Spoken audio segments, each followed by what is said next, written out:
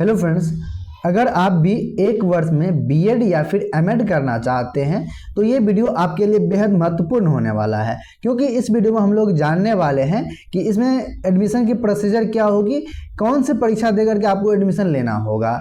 समय समय पे नया नया नोटिस इसको लेकर जारी हो रहा है। लगातार जो है सो हम इस पे जो है सो यहाँ पे नज़र बनाए रखे हुए हैं, और जब भी जो नोटिस जो है सो आता है मैं आपके साथ जो है साझा करने का प्रयास करता हूँ। इसी कड़ी में जैसे एक और जैसे अपडेट आया है कि एडमिशन की प्रोसीजर को लेकर, तो इसके बारे में हम चर्चा कर लेते हैं। अंत तक जरूर जुड़े रहेंगे, सारी जानकारी करके समझेंगे। चैनल पर नए पुराने हैं, सब्सक्राइब नहीं किए हैं, सब्सक्राइब कर बेल आइकन को ऑन कर लीजिए। अगर आप फेसबुक पर देख रहे हैं उसको फॉलो करके शेयर जरूर करिए। आज का आर्टिकल है और इसमें स्पष्ट रूप से लिखा गया है कि जैसे यहाँ पे 2025 से बीएड, एमएड या फिर आईटीईपी जो आपका इंटीग्रेटेड कोर्स होता है उसके लिए ये बताया गया है। आईटीईपी प्रोग्राम जो है जो 4 वर्षीय होता है। इसमें देखिए राष्ट्रीय प्रवेश परीक्षा से होगा एडमिशन। अब ये राष्ट्रीय प्रवेश परीक्षा क्या है, कौन एजेंसी इसका एडमिशन लेने वाली है, यानी सॉरी जैसे इसका परीक्षा जैसे लेने वाली है, तो इन तमाम चीज़ों के बारे में यहाँ पे जानकारी दिया गया है। यहाँ पे देखिए शैक्षणिक सत्र, यानी आपको ज्ञात भी होगा और मैंने कई बार बताया भी है कि अगले साल यानी 2026 से 27 जो सेशन स्टार्ट होगा उस सत्र से जैसे ये कोर्स लागू हो गए। बीएड, एमएड और 4 वर्षीय एकीकृत शिक्षक पात्रता कार्यक्रम यानी आईटीईपी में एडमिशन जैसे यहाँ पे राष्ट्रीय संयुक्त प्रवेश परीक्षा के आधार पर होगा। यानी इस नाम से जैसे प्रवेश परीक्षा जाना जाएगा, राष्ट्रीय संयुक्त प्रवेश परीक्षा। और ये जो है सो एनटीए जो आप सभी को ज्ञात भी होगा कि जैसे नेशनल टेस्टिंग एजेंसी जो है उसके लिए जैसे यहाँ पे इसके लिए 3 अलग अलग राष्ट्रीय संयुक्त प्रवेश परीक्षा लेगा। यानी बीएड के लिए अलग लेगा और साथ ही एमएड के लिए अलग, और आईटीईपी जो है सो उसके लिए अलग लेगा।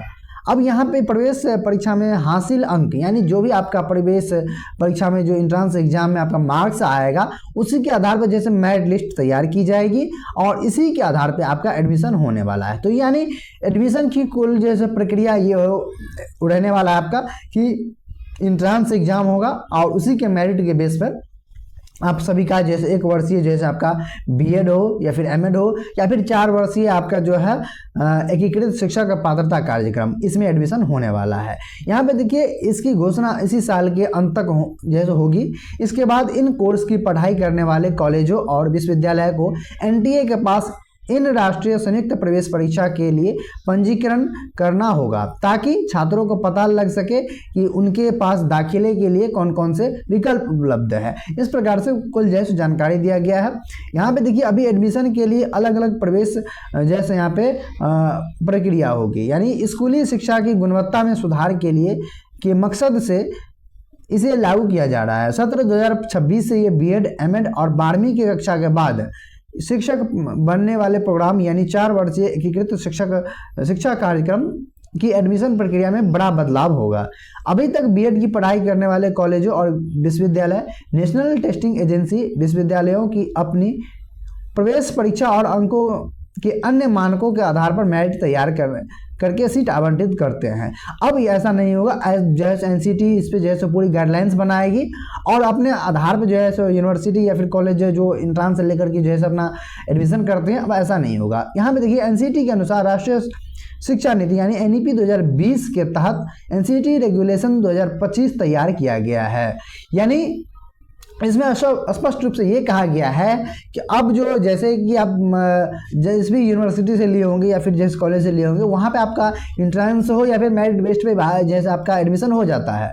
अब उसी को रेगुलेट करने के लिए पूरे जो है सो यहाँ पे एनसीटी द्वारा एक रेगुलेशन जैसे यहाँ पे बॉडी जो है बनाया जाएगा 2025 के नाम से, वो तैयार किया गया है। अब उसके आधार पे जैसे मेरिट तैयार करके इनका एडमिशन होगा।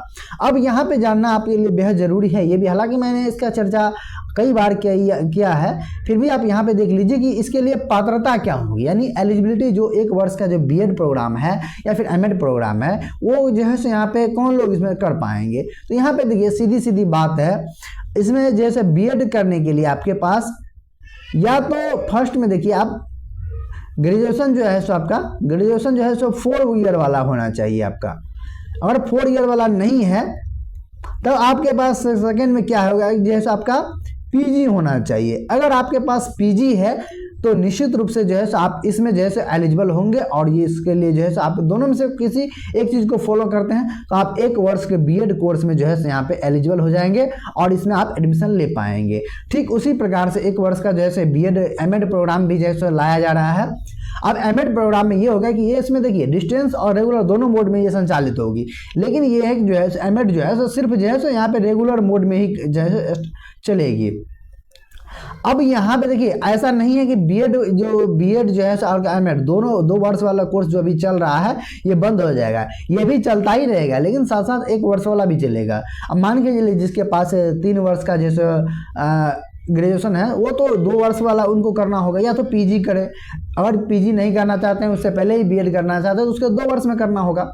अब यहाँ पे एक चीज़ और है, 4 ईयर के जो ग्रेजुएशन जैसे प्रोग्राम है इसमें आपका जो है सो आपका बीई बीटेक या फिर बी फार्मा ये सारे जो है सो कोर्सेज यानी जो ग्रेजुएशन के इक्विवेलेंट डिग्री मानी जाती है वो सभी जैसे अगर आपका 4 वर्ष का है तो निश्चित रूप से आप इसके लिए वैलिड होंगे और इसमें जैसे 1 वर्ष के बीएड प्रोग्राम में आप जैसे पार्टिसिपेट कर पाएंगे। इसके लिए देखिए रेगुलर से ही होगा और इसके लिए जैसे आपका पीजी तो होना ही चाहिए और साथ में बीएड भी होना चाहिए, तभी जो है यहाँ पे आप इसमें एडमिशन ले पाएंगे। इसमें डिस्टेंस मोड में नहीं होगा ये कोर्स, और जो शिक्षक में जैसा ऑलरेडी है उसको डिस्टेंस में करना है तो डिस्टेंस के लिए जो एमएड जैसे 2 ईयर वाला ही फॉलो करना होगा। जो छात्र रेगुलर से करना चाहते हैं तो वो जो है इसमें जैसे पार्टिसिपेट कर पाएंगे, वो 1 साल में ही केवल जैसे यहाँ पे इस कोर्स को कंप्लीट कर पाएंगे। उम्मीद करते हैं ये सारी जानकारी और ये सारी जैसे अपडेट आपको समझ में आ गया होगा अच्छी तरीके से। वीडियो को लाइक शेयर जरूर कर दीजिए, बाकी कुछ भी डाउट रहता है कमेंट्स बॉक्स में जरूर करके कमेंट करके जरूर पूछ लीजिए। धन्यवाद।